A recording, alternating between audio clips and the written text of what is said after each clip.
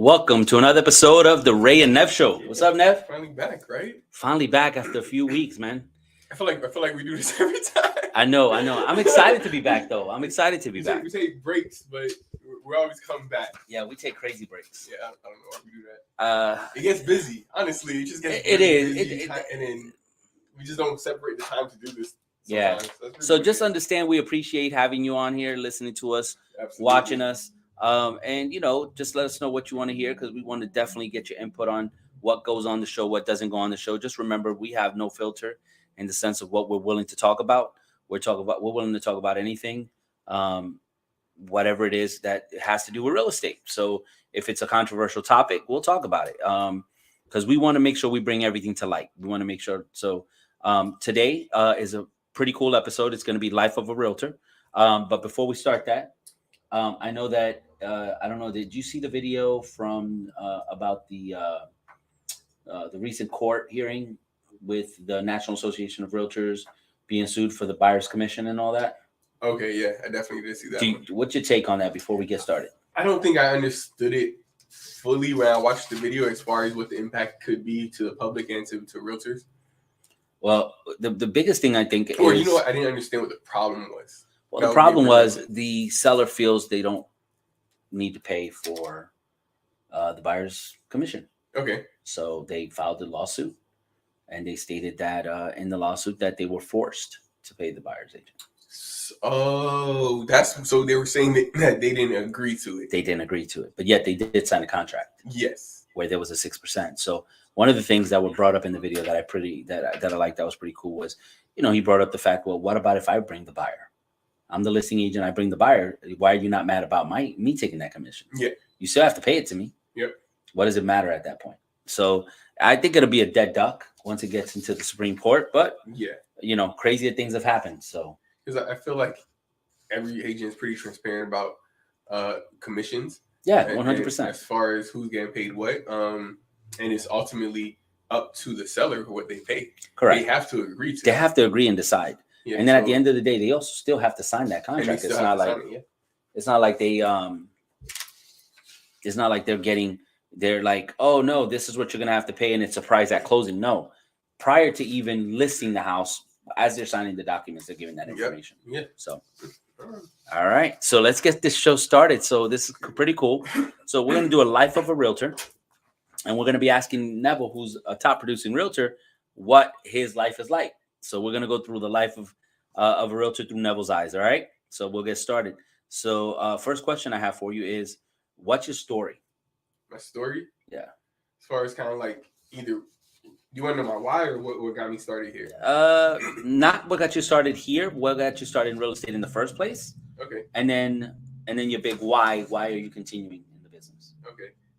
So I'll say what got me started in real estate really was, it wasn't so much of a big why when I started. It was just my parents, my grandparents, they've always been involved in real estate in some aspect in different states, in Florida, in New York, Philadelphia, just different places. They've always been involved in real estate, but they've always been on the builder side, the contractor side, the landlord side, more of the ownership side of it. And I just always wondered, like, why is anyone a realtor?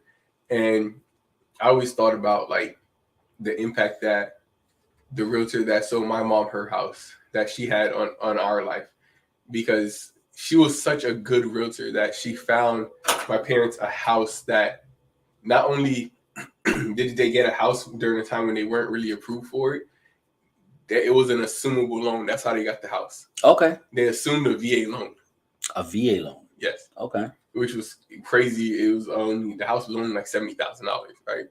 And this is here locally, or this? Yeah, that's actually in Orlando. Yeah. Okay. Yeah, at that time, so she went above and beyond to make sure that my parents were going to be able to buy a house, and then on top of that, she built such a strong relationship with us that when my mother was actually pregnant with my little brother at the time. Okay. And they closed. So how old's your brother now? My brother is 26 years old now. So 26 years ago. Okay.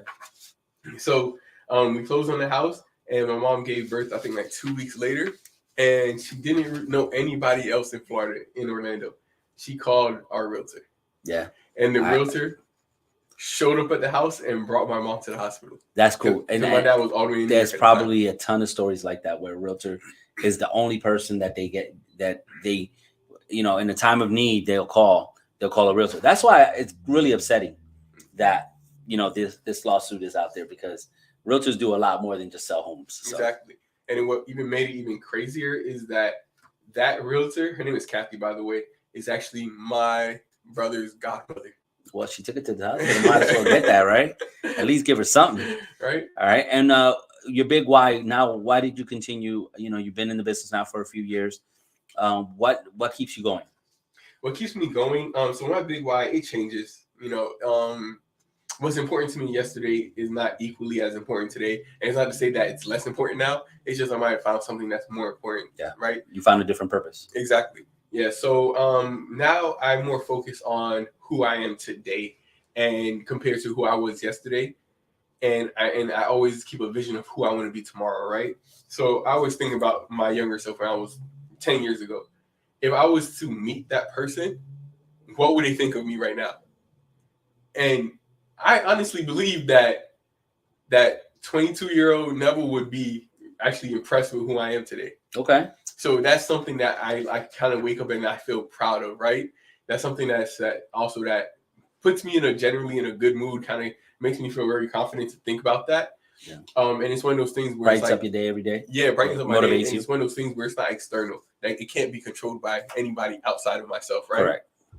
So it puts me back in control of my moods. But then also what keeps me going every day on days when I don't want to, work on because that happens to a lot of people. Don't realize that happens to us a lot more than people think. Because there's some things that happen. I mean, I'll give you a good example. Like this is in your case. Like, how do you feel? Everything's going well. Deals are going in. Next thing you know, you get that call. This client wasn't approved. Go through your feelings and your emotions and how you feel for the customer during that process, because that's the part that most people don't see. Most realtors that are brand new won't see. So when I get that call where it's like I always feel the excitement of my clients when they want to buy a house, right? Yep. And when they don't get approved, it's always like it's a letdown, because I genuinely feel bad for them, because I kind of dread giving them that information, and I dread it so much that I don't ever just go with you're not approved. I always ask the lender, what do they need to do to get approved? Because I don't want to just leave them high and dry, right? Correct. And so I try to give them at least, hey, I have bad news, but I have a way we can fix it. Yep. It might not be today, but tomorrow, next week, we can fix this. But it sucks. It does suck, because you want to go out there and you want to kind of help people fulfill this dream of home ownership. And this is like the first bump in the road that most people are going to have. Well, and with everything, you understand, like most people, it depends on how that person's going to bounce forward, right? Are they going to take that bump and just, all right, fine, I'll never buy a house? Or are they going to, listen to what you're going to advise, or you're going to give them so that they can move forward and buy a home? Absolutely. And that's where we come in. And a lot of people don't realize that, like, we feel sad just like they feel sad, mm-hmm. In that situation. So for you, I know that there's a lot of myths with buyers. There's a lot of myths with sellers, and a lot of industry myths. Let's go over the buyer myths. What buyer myths are out there that you want the general public and even the realtors that are new to the business and want to learn about the life of a realtor? What would you tell a realtor is the biggest what are the few biggest buyer myths that you hear all the time? The biggest buyer myth that I've heard since my first day in real estate is that you can time the market. Oh yeah, that's right now is not the right time. I've been a realtor for going on 6 years, and this is 6 years, and I've heard that since day one of being a realtor. Right now is not a good time to buy. Yep. I'm not going to buy. I have a better plan, right? And right now, the people who bought in year one when I first became a realtor are in the best scenario possible. They got the house for the best price. They have the best interest rate, and they probably have a crazy amount of equity in it today. Let me ask you a question in regards to that, right? Because there's and I'm not playing devil's advocate. I just want to genuinely know. So your people that buy in year one, mm-hmm. obviously they're in a great position. People that were able to buy in year 2 and they bought in year 2, are they in great position too? Year 2, yeah, Okay. they're in great. Keep on. I know where you're going with Yep. this. What about year 3? They're way better position than today. What about what about year 4? Year 4, 5, and 6. And 6. Why? Because the market, you're trying to time something that you have no control over, and every year it seems to get different. I'm not even going to say crazier. I'm not going to say worse. Yeah. There's trade-offs. It's always going to be different. Correct. So the people who bought 20 years ago are the people who bought during the last recession in 2008 and still have their property are actually in a better position than the people who buy today. Even if they bought at the top of the market in 2008. Correct. Well, 2006 is when they bought at the top of the market. Yeah. 2008 was the crash. So when they bought in 2006, which is the height, I'm talking about you were overpaying for property. If that person stayed in their home, they're in way better position today. Absolutely. Than anyone that would buy today. Absolutely. One, the interest rate. Well, this is the funny part. Interest rates are still 5-6%. They were 7 and 8, but they had the opportunity to refinance. And not only that, they had a lower balance, a lower amount. Like for example, even at the height of the market back then, a home that's worth $400,000 today, they probably bought it back in 2006 for like $250,000, and I'm talking about 3,000 square foot, 4,000 square foot homes. So back then that was a time when everybody was telling them, now's not a time to buy. Now's not a time to buy. It's the height of the market. Exactly. And people bought because they wanted. Why did they buy? Because that's something that a lot of my clients now, they kind of bypass this. Why did they buy, right? Yeah. That's a huge question. Why are you buying? Something that I've learned from my just personal experience is that it's never really just about the house or just about the payment or just about how much the house is or the area. It's always a bigger reason as to why they're buying. 100. Because so if you're buying because you want your wife is pregnant and you want to raise your kid in a nicer area, you don't want them in an apartment. Correct. That's a huge reason. You're buying because you just changed to your dream job and you need to change locations. That's a bigger reason. Mm-hmm. So if your reason for buying is just about the money or just about the house, more than likely you're one of the people that I know for a fact are trying to time the market. Usually those are the people who's like, it's not the right time. And it's funny because those are the people that either never buy or buy at the wrong time, even though they could have bought at the right time. Yep. A perfect story I actually want to tell, just segue, is I remember like 2 or 3 years ago, I used to always post on social media, right? Yeah. I still do. And someone jumped into one of my posts like, oh, it's stupid to buy right now. It's a bad time. 2 or 3 years ago, interest rates were amazing. Yeah. So, and prices weren't like 2-3%. So today's not the best time to buy. So me being inquisitive, like I asked him, what does it mean by best time to buy? What are you looking for? I'm waiting for the market to crash so the house prices can go down, right? Yep. That was 2 years ago. And that conversation, I took it from the comment section to a DM, a private message, because I kind of wanted to just kind of get more of an insight of what he was thinking, right? Yeah, what his take was. And he was one of those people, I got a plan. All right, can I hear your plan? And usually when I want to hear the plan, it's just because it might be a good plan. Shoot, I might want to follow it, right? Correct. But he didn't want to share the plan, which means there was no plan. Right? He just wanted to be an expert in something that he's never actually experienced. I always say when you fail to plan, you plan to fail. Exactly. So, and that's what he did. And what's so crazy is this week, a couple of days ago, I seen him post, oh man, after multiple offer situation and getting our offers not accepted, we finally got our offer accepted. And he's buying at 6% when 2 years ago he could have bought at 2-3%. Mm-hmm. And buying a house he's buying at 30, about 30% increase than what it was 2 years ago. 2 years ago. What was the plan? And that's something where it's like a lot of times people do fail to plan, and it's just like. And I think a lot of people underestimate the power and knowledge of a realtor, because situations like that, and I'll give you one of my stories real quick. That's on us to educate the general public to do that. So as a realtor, new or old, you got to get knowledge of this of what the climate is today, because that way you can better educate your customer to make the right decision.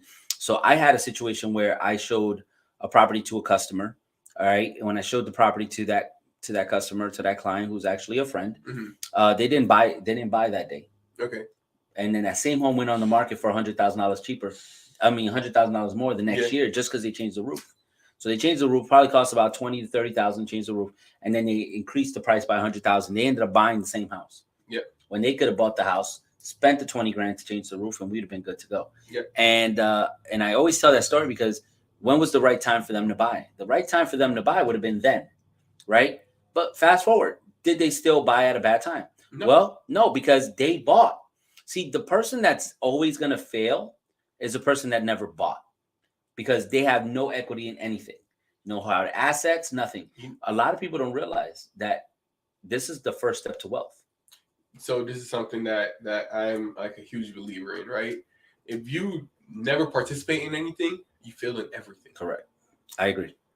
The person who tries nothing achieves nothing. I had a friend that told me that, but he told it to me in a different way. How do you say it? He says, I don't try to accomplish anything. That way I'm never fail. No, he says something else. I never like not feel bad about it. Like he says something like, I'm trying to remember the exact words, the way he said it. I'm never disappointed. So okay. I never try to do anything, so I'm never disappointed. So I don't know if you know this. That's actually the Homer Simpson complex. No, that's literally a Homer Simpson quote. He says it in the episode. I never try to do anything because I don't want to be disappointed. It's a sad. He says, if I don't try anything new, I'm never disappointed. That's what he said. This is what I'm saying. I mean, and Homer Simpson was never a rich man. No, he worked at a power plant. Yeah, it's crazy, but I mean, it's crazy that you have just one job. Your wife's a stay-at-home mom. You got 3 kids and you have a big house. Yeah, I mean, it's kind of almost impossible to do that now in Orlando. No, there is no way you could do that. Not in just Orlando, just in the U.S. Yeah, in general. US, yeah, honestly, yeah. But still, you have to go out there and and have skin in the game before you can say that it didn't work. Yeah, I agree. Honestly, because anybody who does have skin in the game right now, ask them, how's it working? And all they're gonna say is, "I wish I'd have bought last year." Yep. I wish I'd have bought sooner. I wish I would have bought sooner. Yeah. A lot of people say that more because at any moment in time, and that's one of the biggest. Put down the shirt. I wish I'd have bought sooner. Yeah, that. Well, Vivi had a really great quote when she started doing real estate. In her email, her quote was in her email. She wrote, "The house that you're thinking about today and putting in an offer tomorrow, somebody thought about yesterday and put an offer in today." So it's kind of like letting you know, hey, this is the opportunity. If you like the house, make a move. Because if you don't make a move, what's going to happen is somebody else will. And then when that person does it, you're going to lose it. This is actually, I'm glad we're talking about this. I just got an offer on one of my listings. Yeah. Congratulations. Thank you. Full price offer. And not even 30 minutes later, I get another offer that says, not even an offer, it's a text that says, hey, my buyers want to put in an offer on your home Monday. Today is Wednesday. Yeah, I don't understand why Monday. I'm waiting for Monday. I have no idea what you're waiting for. Didn't you call the realtor and she didn't pick up? I even tried to call the realtor to give her a heads up that, hey, we have an offer. Life of a realtor, right? We're doing the podcast right now, so we're not looking at our phones. But I will tell you right now, most of the time our phones ring, we pick up. Because it could be a customer to ask a question, a new lead, a new customer that wants to look at some property. Whatever the case may be, that's going to happen. I've told my team before. I've told you before. I've told a lot of people. There's a good chance that one time you've spoken to me while I was on the toilet. Yeah. Yeah, I tell him not to do that. I tell him not to do that when I call. I'm like, look, I can wait till you get out. Can you get out the toilet? But I just feel like time. Why would I answer? I'm just saying. Routine. Let's go over your daily routine. Like, give me one day in the life of your real estate career. Like, what does you do? You start you get up. What do you do? So I give you my perfect day, right? Okay. And that's something that I start my day, even though it doesn't. Most days don't start perfect. I start my perfect day, right? Yeah, in my head. My perfect. It's always perfect in our head. Always perfect in our head. My perfect day consists of waking up at 6:30. Okay. Because if I wake up at 6:30, I should have brought this up sooner. On the back of my phone, I have a sticky note, and on that sticky note is a list of everything I need to do before I get to the office. Okay. And I look at this every morning. I'm supposed to look at this every morning to know that if I don't get up at this time, there's something in this list I have to take out. There's no way for me to complete this list. So at 6 o'clock, if you don't wake up at 6:30, you can't complete it. I can't complete this. There's something I need to take out of here. Wow. So I wake up at 6:30. I start on this list, and this list is literally everything from wake up to head to the office. Okay. So it's everything from I drink tea in the morning instead of coffee, so I set the kettle. That's the very first thing.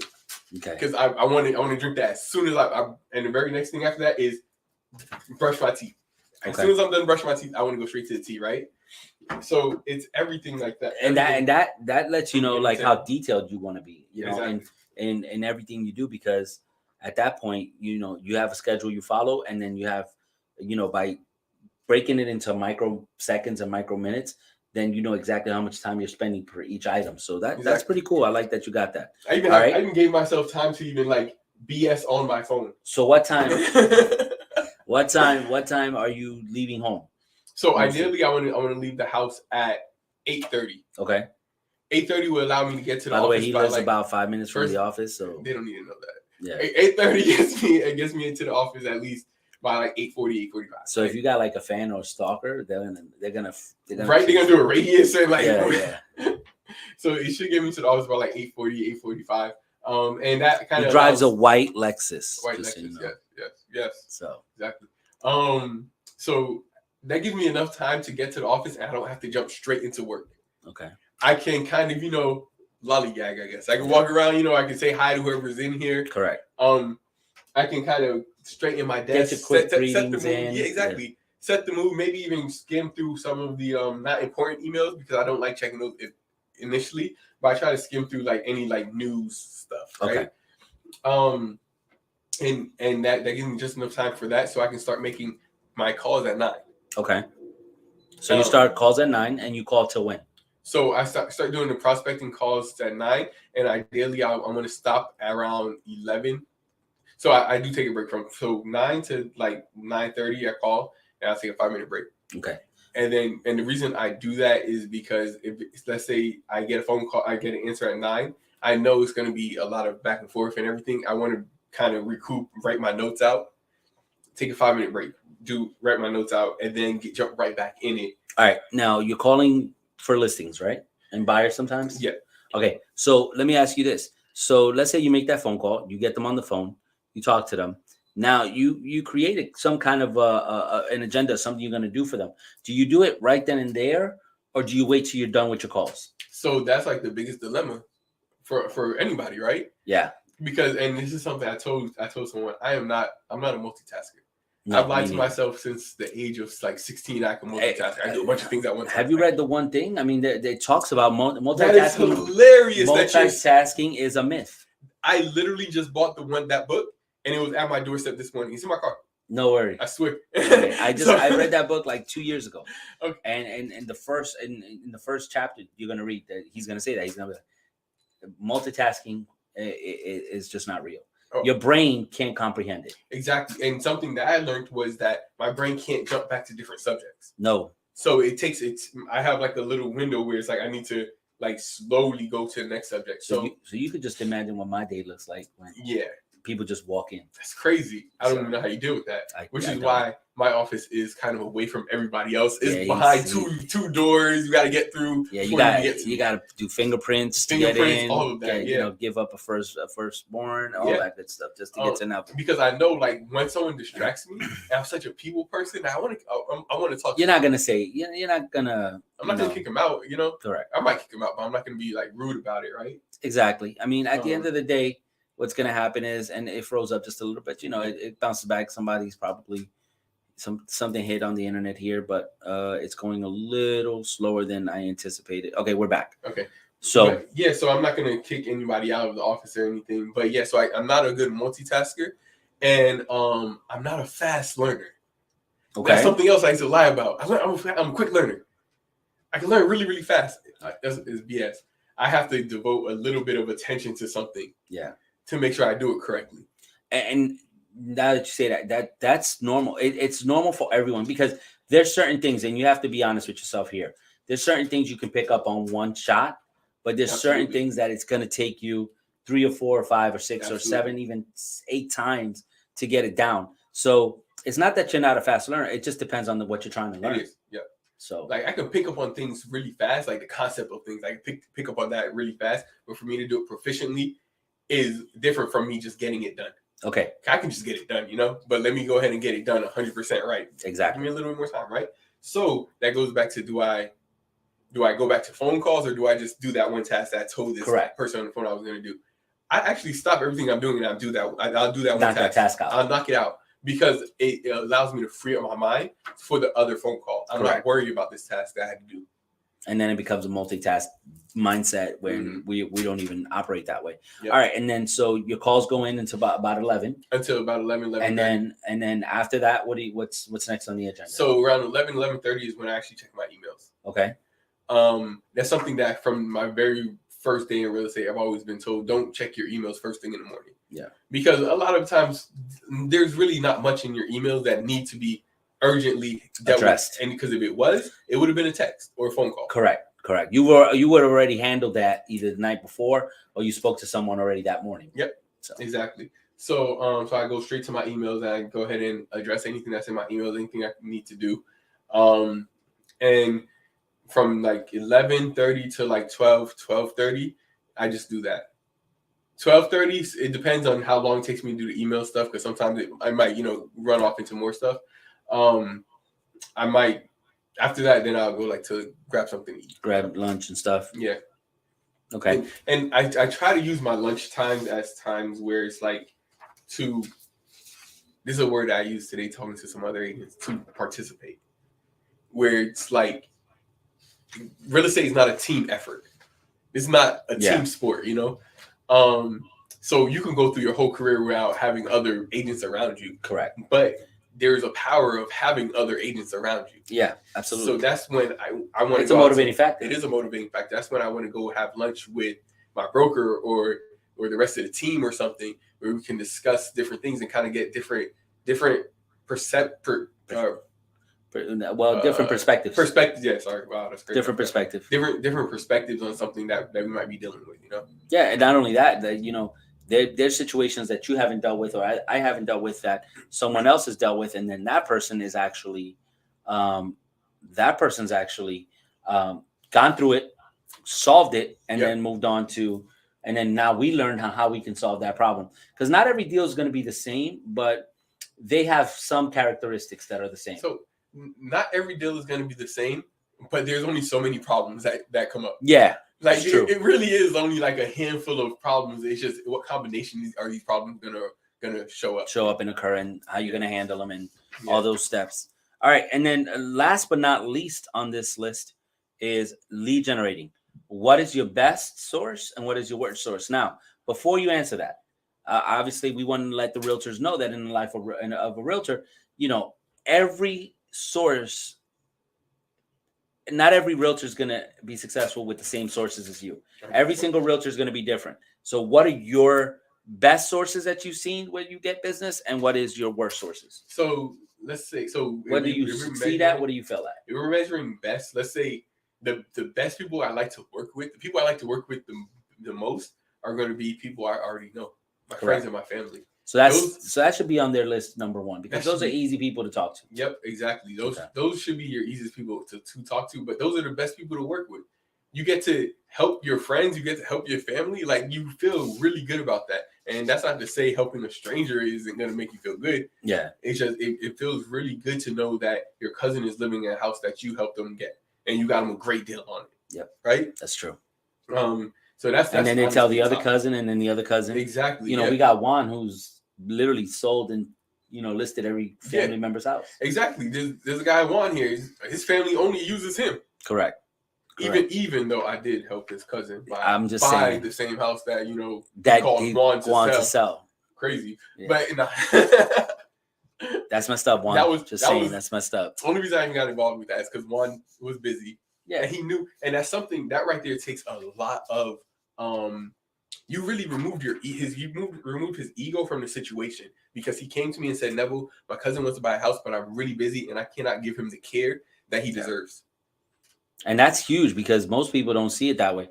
They're real estate agents. Just so you understand, when you're a realtor and you're starting your business, just remember, greed is not something that should be in your mindset or vocabulary, because at the end of the day, there's enough business out there. There's enough money out there for you to make it the right way, and not be greedy about, oh, you know what, I'm just going to keep this whole deal. Because at the end of the day, if he wouldn't have done that, think about one, his cousin would have probably been pissed off because he wasn't getting the service he deserved. Yep. So that's one. Number two, he probably wouldn't have bought anything, so he wouldn't have made any money anyway. Or he would have ended up using a different agent to buy something. Correct. And then when it comes time to sell it, he wouldn't have called Juan. He would have called somebody else, even though this was a family member. Yep. So Juan doing that, he was able to actually save the relationship. Right? So sphere of influence is first. Yep. What's your second best? My second best is referrals. Okay. People who refer me business, those like the referrals are awesome. What about past clients? Past clients are amazing. Are they top 5, clients. Top 3, top 1? They're top 3. So those referrals and then past clients. Okay. Honestly, past clients are some of my favorite because I've already worked together and we already set kind of a rhythm. Okay. And what about calling for listings, maybe for sale by owners or FSBOs, or which is for sale by owner or expireds? So those I enjoy doing those for a different reason. Okay. I usually jump on the phone with the mindset of let me hear the way someone else is doing this job, yeah. Because working with for sale by owner or expireds a lot of times you're working with experts. Yeah. Because they sold. It's not. Well, they always say they sold houses. Oh, I sold 5 houses. Or I sold. But the market's different every time. So that's what I'm saying. Where it's like you might have sold a house last year. This is a whole different market from last year. Yeah, that's true. It's whole different expectations. And we're seeing that with a lot of for sale by owners sitting on the market for 60, 70, 80, 90 days. Yeah. When before it used to close in 2 days, 3 days, you have contract. And they're wondering why is it not showing it. And I can't even get them on the phone or even worries. Okay, can I go take a look at it? Sometimes I have an actual buyer for it. There's a for sale by owner. Yeah, there's a for sale by owner right now that we reached out to because we have a buyer for that. I called, I spoke to her. She says, "Oh, I'm at work, and you call me back." I call her back in the afternoon. She doesn't pick up. So that happens all the time. What about when you go through the steps, you wake up, you go and you come in, and you prospect in the morning. When do you shut down? When do you do a hard stop or just a quit? Hard stop usually is usually around like the hard stop is 7. It's supposed to be 7, right? Yeah. That's what we have on our schedule. If I am in that groove of making phone calls, which sometimes it is, I'll get home and I'll go straight to my desktop and I'll log in and I'll start making calls. Okay. If I get home at 6:30, I actually will stop at 8. Because something that I realized is that a lot of times people who can't answer in the morning, they do answer at 7. They do answer in the night. Yeah. Yeah. So I'll make those phone calls, and usually the overall rapport in those phone calls are a lot different from morning time. Yeah. And I've just noticed that I'm a lot more comfortable at night making those calls. So depending on how I'm feeling when I leave the office or how late I leave the office, I'll keep calling until 8 o'clock. So, okay. Yeah. And that's pretty cool. I mean, you notice we left the office sometimes 8, 9 o'clock. Just Monday, we at our meeting, we left late, but there's a lot of things that go into it. Let's talk about, because what a lot of people don't realize, right, as a real estate agent, the hardest part of your job after prospecting, because I think prospecting is the number one, but the hardest part of your job is putting a deal together, right? Negotiations, making sure that the property appraises, making sure that we take the property to market. If you're going to list the property the right way, how to market it correctly, making sure that you're working with the buyer, have a full pre-approval, make sure that the buyer doesn't make any mistakes. How many steps would you say on average you are doing with each customer that you deal with? I mean, the show's not that long, but I know it. This is something I tell every buyer, right? I tell all my buyers, buying a house is a 5-step system. It's if you work with me, it's a 5-step system for you. And the reason for that is because the additional 25 steps I cover. You pretty much handle. I cover. And you handle it behind the scenes. So they don't even know. They don't even know about the conversation that I might have had with the title company. Yeah. About an open permit that they couldn't figure out. That you had to fix. Exactly. So it's like if I don't need. So now you work for code enforcement too, huh? Pretty much. And this is on the buyer side. Do you remember there was a deal I brought to you about? Yes. The sellers couldn't close. I was representing the buyer, and the sellers couldn't close. And weren't they the investor? And they were the investors. So I'm on the phone with the sellers trying to walk them through what they need to do for permits. Yeah, that's the thing. I mean, once again, back to knowledge. Exactly. Back to having the right people around you. You know, we have someone here that knows permits, is an expert. Yep. Sat down with you, figured it out. We talked to the guy on the phone. He told him exactly what to do. And the guy was nice, though. Yeah, Super nice. Yeah. I say never out negotiated him crazy under the table. I mean, if he ever watches this podcast, he's gonna know who we're talking about. But Neville got some pretty good, sweet deals for his customers. So some deals that I couldn't even believe myself. But and that's something else. Having an agent that's willing to fight. Yeah. In a fight that they don't think they're gonna win, but still give the same energy. It's priceless. Yeah, and you don't get that very much with anybody. You know, so we were talking about that today. We were doing the Alta statement class, and one of the things that we talked about, the reason why it even exists, why Trick created this, was because, you know, we had agents that didn't fight, and agents that actually forced their customers into buying homes. So they created what's called buyer remorse, and then those agents would then get sued, or, you know, the buyer would, you know, be displeased with the service that the agent gave them, because the agent didn't take the time out to either educate the customer or, you know, technically force them to buy the property. Because in the past, without the TRID, they had to, you know, you would get your documentation for closing that day. Yep. That morning. You might even get it at the closing table. Yeah, or you might see it for the first time at the closing table. Yeah. So with the TRID, it gives the 3 days. And just for people who don't know, the TRID is what's going to tell you exactly what your mortgage payment is going to be. Correct. Tells you your mortgage payment, how much money you're paying for this loan. So we did one. This was like a few years ago, and we're using that Alta statement as an example. Mm-hmm. You know, crossed out the names. Obviously, can't give personal information, but we did a loan. It was about $352, and after it's all said and done, 30 years from now, $695 a month was the payout for the how long 30 ago was years. That? 30. After 30 years. So like if he stays on, if the person stays with the home for 30 years and doesn't do like one extra payment a year, in 30 years he would pay up to $692,000. So the $695,000 was the amount.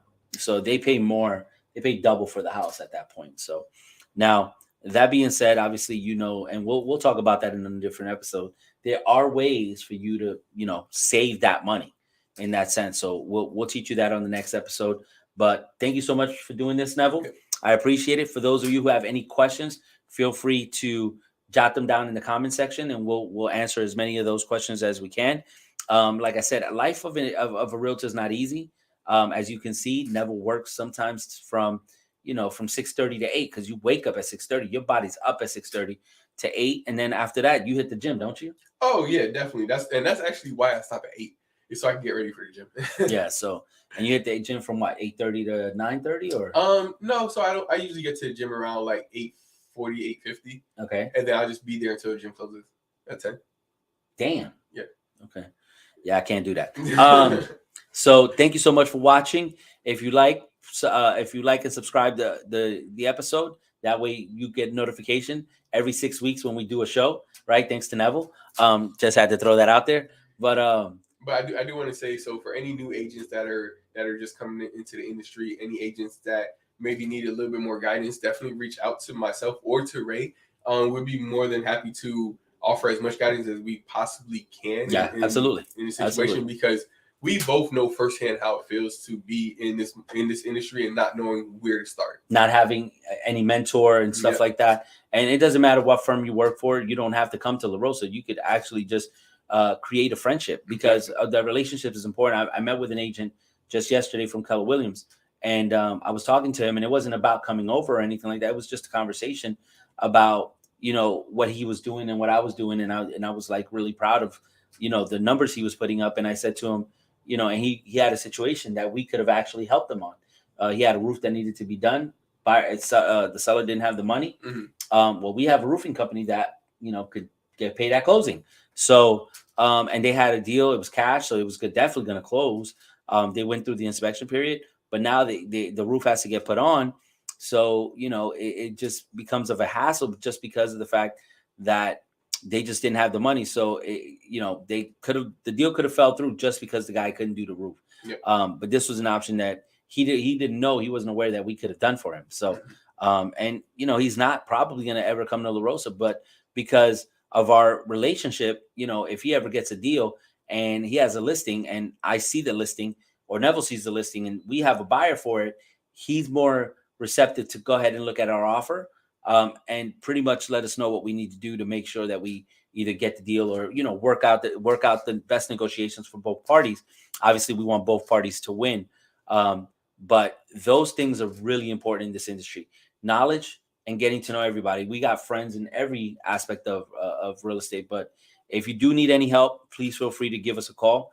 We're here to help. We're here to teach you whatever you want to be taught, because we were we were just like you. We were there one time or another where we didn't know anything, and we didn't have any mentors. My old broker told me, uh, GTS, right? Google that shit, Mm-hmm. and that's pretty much how I learned. But I don't want anybody else to do that, right? So, Yeah. they always say the shortcut to becoming a millionaire, right? One of the biggest shortcuts to becoming a millionaire is go find a millionaire, right? Because that's the shortcut. The shortcut is you find a millionaire and ask him, how did you do it? So, whatever industry you work in, you look for that millionaire and go ask him how he made his money. And then you got your shortcut right there. But no shortcut, and it goes without saying, no shortcut works without, getting uh, getting dirty, putting your hands in there and working hard. It's Yeah. because it takes hard work. And I always say, this is my quote. People are gonna start copying it, but Ray said this first. I said, real estate is easy. It just takes hard work. Real estate is easy. Knowing what to do is easy. It's just doing the work that's hard. Mm-hmm. So, with that being said, Neville, do you have anything else to let the audience know? I'm making sure my notes is all good now. Yeah, no, everything. I don't have anything else to say. Just if you have any questions, if you guys feel like there was value in this, please just leave a comment, like, subscribe. Yeah, join the channel. Let us know. Let us know what we can do for you. Yeah. And if you have stories about like nightmare stories that you want to share, let us know. We'll share the stories on air. One That of the might be biggest. something. That might be something we want to do is have our viewers submit nightmare stories. Oh, that would be good. That and would we be just good. read them out. That'd be awesome, right? That would be awesome. That would be awesome because we would read them out and get this. If you put who the builder was, because usually most nightmare stories are with builders, we will say the builder's name on the air because we truly believe that everybody should know what's really going on out there. Or even if you guys are having actual problems now, we might be able to talk about it on air and try to find solutions. Yeah, absolutely, 100%. I mean, if we go, if you guys want us to actually go back to live like we used to do, we'll go back live. We had a lot of fun one time where we had like 20, 30 people on the show, just commenting back and forth, and we actually were interacting the whole episode with that. That was a pretty cool episode. Yeah. And we if you want us to go back live, put it on the comment section. We'll go ahead and do it. So with that being said, thank you so much for watching, and we'll see you next week. Next podcast. Yeah, next week. Yeah, is that what we're gonna call it? Next week? Next week. Next week. All right. All right. Weeks, right?